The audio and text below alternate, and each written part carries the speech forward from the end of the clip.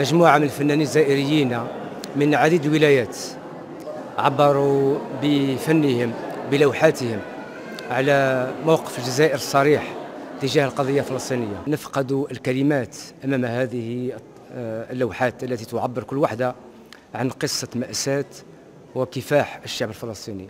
فتحية لكل الفنانين الجزائريين وتحية لكل الشعب الجزائري ليحمل في قلبه فلسطين.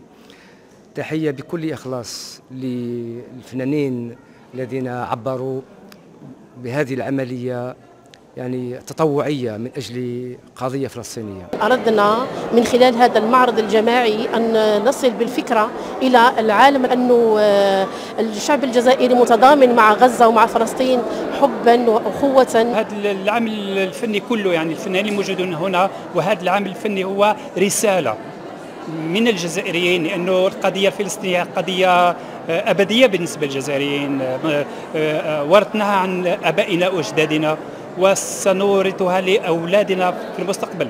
فالفلسطين هي جزء من الجزائر، هي جزء من هويتنا نحن، فدائما هي القضية المحورية بالنسبة للفكر الفني عند الفنان الجزائري.